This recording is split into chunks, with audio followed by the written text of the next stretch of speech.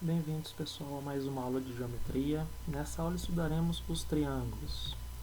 Os triângulos são compostos por três elementos: os vértices, os lados e os ângulos. Os vértices são esses cantinhos aqui, ó, vértice A, vértice B, vértice C. Os lados são os segmentos de retas que formam o meu triângulo, e os ângulos, eles podem ser internos ou externos. Internos são os ângulos de dentro, né? Ângulo A, chapeuzinho, B, chapeuzinho e C, chapeuzinho. Essa é a notação que eu uso para o meu ângulo interno. E o ângulo externo nada mais é do que se eu prolongasse o lado do meu triângulo e acabasse de fazer o tanto que falta aqui para chegar no prolongamento do meu lado, tá? Então eu vou ter os meus ângulos internos, que estão do lado de dentro, e os ângulos externos, que estão do lado de fora, ok? Bom, o triângulo, ele é uma estrutura rígida. Isso significa que não é possível deformá-lo, ok? Outros polígonos, eles podem ser deformados, né, ao mudar a forma dos polígonos, e essas estruturas de outros polígonos são flexíveis. Então, por exemplo, ó, imagine que esses polígonos aqui, ó, o meu triângulo, o meu quadrado e o meu pentágono, você tenha construído eles com palitinhos de sorvete de picolé que você tenha colado as pontas, né? Então, veja, construí o meu quadrado, construí o meu triângulo e o meu pentágono. Acontece que se eu aplicar uma força desse lado aqui, ó, né, empurrando o meu quadrado, ele se deforma. A mesma coisa que o meu pentágono, né? Se eu aplicar uma força aqui sobre um vértice, ele vai para dentro, ele vai se deformar. Isso não acontece com o meu triângulo, né? Ele é rígido. Eu posso aplicar a força que eu quiser aqui nos meus cantinhos, aqui nos meus vértices aqui, ó, que ele não se deforma, tá? Então, olha só que curioso. Olha esses dois modelinhos de portão aqui, ó, tá? Esse primeiro modelo com essas estruturas aqui, ó, paralelas, e esse segundo modelo com essa estrutura cruzada aqui, formando um triângulo, né? Se você fosse construir uma porteira, qual modelinho que você construiria, né? O primeiro ou o segundo, né? Certamente construiria com o segundo modelo, né? Porque ele é mais rígido, né? Ele é menos propenso à deformação, tá? Enquanto que esse primeiro modelo ele pode se deformar. Por esse motivo que na construção civil, nas edificações, nos prédios, os engenheiros, arquitetos usam muitos os triângulos para construir, né? Veja todos esses modelos aqui, ó, formando triângulo, por conta da sua rigidez, né? Ele não se deforma. Olha só essa ponte aqui, ó, toda triangular, essa estrutura metálica aqui, ó, de uma cobertura de um terminal de ônibus, essa torre de energia, ó, toda triangular, o telhado de uma casa toda triangular. Isso é para dar sustentação, para dar rigidez à minha construção, ok?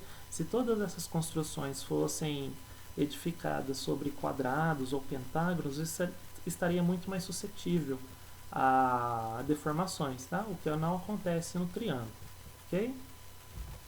Bom, aqui a gente vai tratar da condição de existência de um triângulo. Como assim, né? Então veja só essa pergunta aqui, ó. Presta bastante atenção. Ela diz assim: com três segmentos de retas, eu sempre vou conseguir desenhar um triângulo? Né? E a resposta é nem sempre. Nem sempre você vai conseguir. Como assim, professor? Olha só esse exemplo. Eu tenho três segmentos de retas aqui, ó. Um que mede 16 centímetros, outro que mede 20 e outro que mede 30. A pergunta é: com esses três segmentos, eu consigo desenhar um triângulo? Né? Nesse caso aqui, sim. Tá? Eu coloco o de 30 aqui embaixo, e aqui eu apoio de 16 e aqui eu apoio de 20. Só que nem sempre isso vai ser possível. E para mim saber quando é possível ou não, eu tenho minha regrinha. E a minha regrinha, preste bastante atenção, pessoal. Ela diz o seguinte, ó, que a soma, vou bem devagar para vocês entenderem, ó, prestem atenção. A soma dos dois menores lados do triângulo.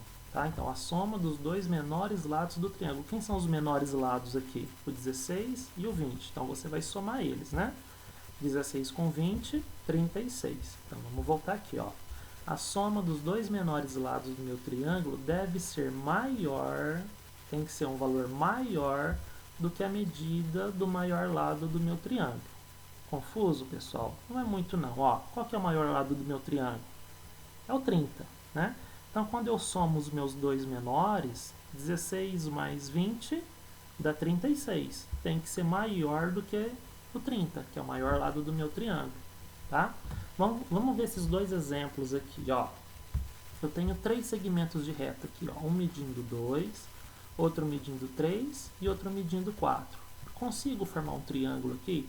Consigo. Por quê? Porque eu vou pegar os meus menores lados, ó. Vou pegar o 2 e vou pegar o 3. Vou somar 2 mais 3, dá 5. E o 5, ele é maior do que o 4, que é o maior lado do meu triângulo, né? Então, veja, ó. Se eu pegar esse segmento aqui, ó, e rodar ele aqui, né? Rodar ao longo dessa circunferência, e pegar esse segmento grande e rodar ele também, ó, os dois vão se encontrar aqui. E aqui vai ser formado o meu triângulo, né? Esse aqui vai ser um dos vértices do meu triângulo. Então, eu vou ter esse triângulo aqui com esse vértice aqui no ponto A, esse vértice aqui, esse lado, e fazendo de volta lá no meu vértice A, tá? Então, aqui eu consigo formar o meu triângulo. Aqui eu não consigo. Olha esse exemplo aqui da minha direita, né? Tenho 3 segmentos. Um valendo 1 centímetro, outro valendo 2 centímetros e outro valendo 5. Então, eu vou pegar os meus dois menores, ó, 1 e o 2, e vou somar. 1 com 2, 3. O 3 é menor do que esse 5, né? Então, eu não vou conseguir formar o meu triângulo, porque veja que essas duas perninhas aqui, esses dois lados, o de 1 e o de 2, eles não alcançam, né? Eles não alcançam para fechar essa formação aqui com o meu lado de 5 centímetros, tá? Então, decore isso, ó. Entenda, na verdade, ó, a regrinha. A soma dos dois menores lados do triângulo deve ser maior do que a medida do maior lado do triângulo. Repita isso umas 2, 3 vezes aí você. Pause o vídeo com calma, respire e repita isso até que você entenda bem o que eu estou dizendo aqui, tá? Veja aqui nas minhas formulinhas, ó, estou usando esses símbolos aqui, ó. Esse é o símbolo de maior e esse símbolo aqui é o símbolo de menor, ó. Eu até coloquei aqui do lado aqui para vocês gravarem, tá? Então, resumindo, somei os meus dois menores, a soma tem que ser maior do que o maior lado do meu triângulo. Eu sei que parece um pouquinho confuso, mas se vocês fazerem com atenção, tenho certeza que vocês vão entender, tá? Bom, a próxima etapa é a soma dos ângulos internos de um triângulo. Então, lembrando, o que são os ângulos internos de um triângulo? Então, se você olhar essa figurinha aqui, ó, esse ângulo A, esse ângulo B, esse ângulo C, né? Estou dando nomes para eles, né? Mas eu poderia falar o ângulo azul, o ângulo verde e o ângulo vermelho. São os ângulos internos de um triângulo. E o que acontece se eu somar essas 3 medidas? Acontece que a soma dos ângulos internos de qualquer triângulo, pessoal, vale sempre 180 graus. Então, olha só que interessante. Se eu somar os meus 3 ângulos internos do meu triângulo, a soma sempre vai ser 180 graus, né? Veja esses exemplos aqui, ó. Esse primeiro, somei o 50 mais 40 mais 90. Tá aqui, 50 mais 40 mais 90. Se você fizer a continha no papel na calculadora, você vai ver que vai dar 180. Aqui na B, vou somar os 3, ó. 65 mais 67 mais 48. Pode fazer a continha que vai dar 180. E na C, por fim, a C, né? 135 mais 25 mais 20. Vou fazer a continha somando os 3 e também vai dar 180. Tá? Então, grave isso, pessoal. A soma dos ângulos internos de qualquer triângulo sempre vale 180 graus. Somei os meus 3 ângulos internos, a soma é 180 graus. A soma é 180 graus. Mas por que isso acontece, pessoal? Olha essa explicaçãozinha aqui, vamos tentar entender. Ó, então, eu estou passando essa figura de cima para a figura de baixo. Então, é como se eu pegasse esse ângulo azul e colocasse ele aqui do lado de cima. É a mesma medida. E é como se eu pegasse esse ângulo vermelho e colocasse ele aqui em cima. É a mesma medida, né? Então, o que acontece? A hora que eu junto esses 3 aqui, a hora que eu somo os 3, eu estou tendo meia volta. Não estou tendo meia volta aqui. E meia volta, quanto que valia meia volta da aula de ângulos, pessoal? Meia volta, 180 graus, tá? Então, gravem A soma dos ângulos internos de qualquer triângulo vale sempre 180 graus, ok? Bom, falei dos ângulos internos, agora eu vou falar dos ângulos externos. O que são os ângulos externos do meu triângulo? São os ângulos formados, ó, são esses ângulos amarelos aqui, ó, os ângulos azuis são os internos e os ângulos amarelos são os ângulos externos. Eles são formados quando eu continuo prolongando um dos lados aqui do meu triângulo. Então, prolonguei esse pedacinho de fora que é o meu ângulo externo. Prolonguei o lado do meu triângulo, o que tem de fora aqui é meu ângulo externo. Prolonguei, aqui eu tenho o meu ângulo externo. E o que funciona aqui, pessoal? Então, olha só, eu tenho essa figurinha aqui, ó. Eu tenho um ângulo interno de cá e eu tenho um ângulo interno de lá. Esse ângulo externo aqui, olha só que facinho, pessoal, super fácil para vocês decorarem. A medida desse ângulo externo aqui de fora é a soma desses dois, tá? Então, se eu somar esse com esse, eu tenho um ângulo externo lá de fora. Então, olha esses exemplos aqui para vocês entenderem, pessoal. Que tranquilo, que fácil. Ó, então, se eu quiser saber a medida desse ângulo externo aqui, que eu estou chamando de alfa, uma letrinha grega chamada alfa. Se eu quero saber a medida desse ângulo externo, o que eu faço? Somo esse com esse. 40 mais 60 dá 100, que é o valor desse de fora, tá? Então, o valor do ângulo de fora, o meu ângulo externo, é igual à soma dos outros dois ângulos internos aqui, ó. Ok? Então, esse alfa é igual a 100 graus. Aqui nesse segundo exemplo, pessoal, quem são os meus ângulos internos? É o 50 e é o Bzinho, que beta, letra grega chamada beta, tá? Então, o 50 e o beta são os internos. E o externo é o 120 graus.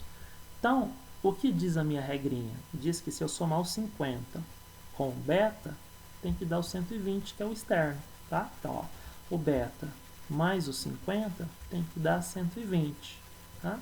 Se eu fizer essa continha, eu vou ver que o beta vale 70 graus. Por quê? Ó, veja, se eu somar 50 com 70, que é o valor de beta, 50 com 70, tem que dar o 120, que é o meu ângulo externo, ok? Então, pessoal, sempre gravem isso. Para eu calcular o valor do meu ângulo externo, quando eu tiver um ângulo externo no meu triângulo, o valor dele é igual à soma dos outros dois ângulos internos que estão opostos a ele, tá ok? Tá? Ó, 60 com 40 dá o 100, 50 com 70 dá o 120, tá certo? Bom, continuando o nosso estudo dos triângulos, eles podem ser classificados, né? E essa classificação vai ser em relação aos ângulos. Então, já que a gente vai trabalhar com ângulo dentro do meu triângulo, vamos lembrar aqui, ó, que o ângulo ele pode ser agudo, reto ou obtuso, tá? Vou usar essas três classificações aqui. Agudo, quando é menor que 90 graus. Reto, quando é igual a 90 graus. E obtuso, quando ele é maior que 90 graus. E eu tenho essas três classificações aqui, ó. Prestem bastante atenção, pessoal. Facinho de decorar, ó. Um triângulo ele chama acutângulo. Acutângulo, quando ele tem os três ângulos agudos, né, menores que 90. Então veja esse exemplo aqui, ó. 70, 30 e 80. Os três ângulos são agudos, né, menores que 90. Então ele se chama acutângulo. A segunda classificação é o triângulo retângulo, retângulo de reto, tá? Ele tem um ângulo reto. Então, o ângulo reto é 90 graus. Então, esse segundo exemplo aqui, ó, ele tem um ângulo reto aqui no meu cantinho, aqui, ó, tá vendo? Ó, aqui tem um quadradinho aqui, indicando o meu ângulo reto. Então, quando isso acontece, o meu triângulo é dito retângulo, né? Não é porque é um retângulo não, pessoal. Esse retângulo vem da palavra reto, é porque tem um ângulo reto nele, ok? E quando o meu triângulo tem um ângulo obtuso maior que 90 graus, um ângulo só maior que 90, ele é chamado obtusângulo, né? Então, esse exemplo aqui, olha, eu tenho um ângulo de 130 graus, que é obtuso, portanto, esse triângulo aqui ele se chama triângulo obtusângulo, ok? Então, recapitulando, triângulo acutângulo, 3 ângulos agudos, triângulo retângulo, um ângulo reto, e triângulo obtusângulo, um ângulo obtuso. Ok? Então, essa é a classificação dos triângulos em relação aos ângulos. Também posso classificar os meus triângulos em relação aos lados, tá? Um triângulo, quando eu olhar os lados deles, eles podem ser equilátero, isósceles ou escaleno. Como assim? O triângulo equilátero, ele vai ter os 3 lados iguais. Então, esse risquinho em azul aqui, ó, é para indicar que esses 3 lados aqui são iguais, tá? Esses 3 lados de mesmo risquinho são 3 lados de mesma medida. Então, quando eu tenho um triângulo com 3 lados iguais e os 3 ângulos iguais, ele é dito equilátero. Quando no meu triângulo eu tenho 2 lados iguais, ó, esse lado e esse lado aqui, quando eu tenho 2 lados iguais e os 2 ângulos aqui iguais, ó, ele é dito isósceles. Aqui no meu triângulo isósceles, esse lado aqui, ó, que eu estou apontando, ele é diferente, tá? Ele é de outro tamanho. E esse ângulo aqui de cima, aqui, ó, ele também é de outro tamanho, tá? Então, o triângulo isósceles, ele tem apenas 2 lados e 2 ângulos iguais, tá? E o triângulo escaleno, ele é tudo diferente. Os lados e os ângulos, ó. Então, esse lado e esse lado são todos de medidas diferentes, tá? Esse ângulo e esse ângulo são todos de medidas diferentes. Bom, então, o meu triângulo equilátero, veja só, pessoal. O meu triângulo equilátero, ele possui os 3 lados de mesma medida. Isso a gente já viu. E ele também possui os 3 ângulos também de mesma medida. Então, a gente pensa o seguinte, ó, quanto que é a soma dos ângulos internos do meu triângulo? É 180.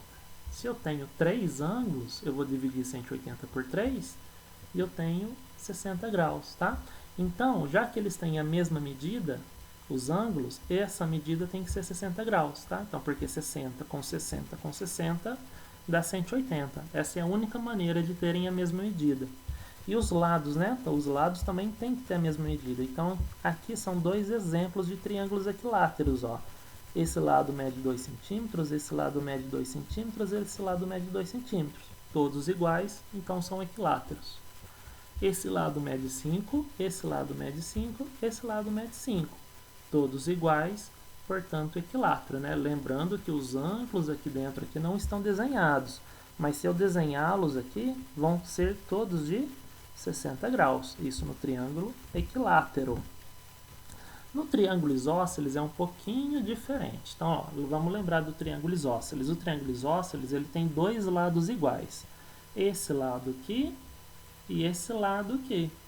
E o lado que é diferente, ele é chamado de base. Então, veja só, ó, o triângulo isósceles é um triângulo que possui 2 lados de mesma medida.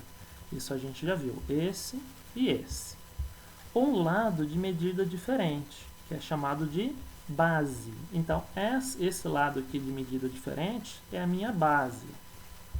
Os 2 ângulos da base são de mesma medida. Então, esse ângulo em vermelho e esse ângulo em vermelho, que são os ângulos da minha base, são ângulos de mesma medida. E o ângulo do vértice de medida diferente, né? Esse ângulo aqui, ó, esse ângulo em azul, que é o ângulo do meu vértice aqui em cima, aqui, ó, ele tem medida diferente. Então, isso é um triângulo isósceles, né? Então, ó, veja esse exemplo aqui, ó. Eu tenho esse lado de 5 e esse lado de 5 centímetros. Esses 2 lados são iguais. Esse lado aqui é diferente, né? 3 centímetros e meio.